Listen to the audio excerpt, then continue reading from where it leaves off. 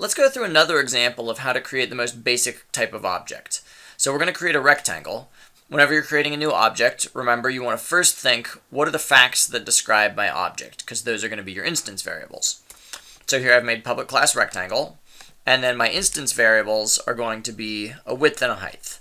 So I'll say width and height.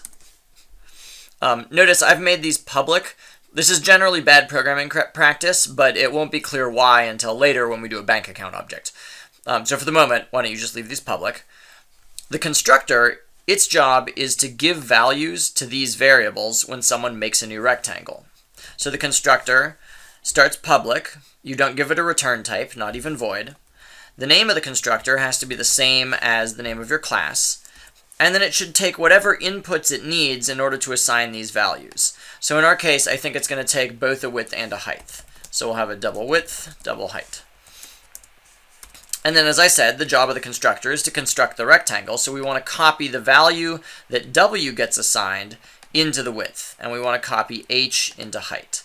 So I'll say this dot width equals w, this dot h equals, this dot height equals h.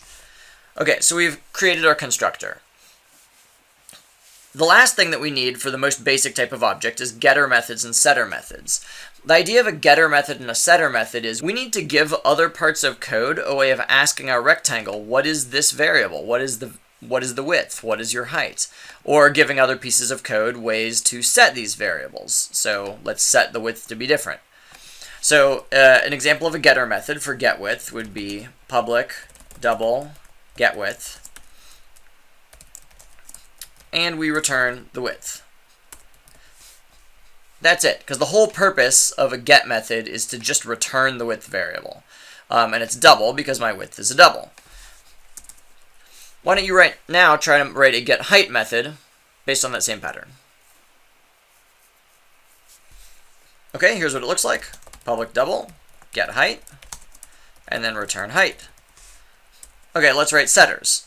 So for my setters, I want to give other people a way of assigning a number to this variable. So I'll say public void set height. It's got to take an input, because otherwise how do I know what number to set it to?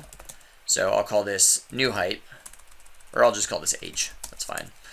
And then I'll say height equals h. So it's sort of similar to the constructor in that way. It's just that the constructor runs when you first make the rectangle, and this set height you could run later on after you've already made the rectangle if you wanted to set the height to be something different. So why don't you go ahead and try and write a set width variable, method. And here's what it looks like. Public void set width, and then we'd say width equals w.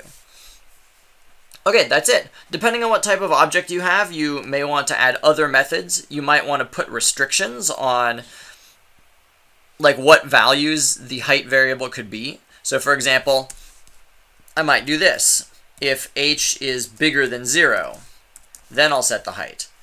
So this protects me. It doesn't let somebody set my height to be negative, because if this input height is negative, this if statement won't be true, so it won't set my height to be negative. So you can do things like that to give you control over how other people are allowed to set your own variables. Okay, thanks.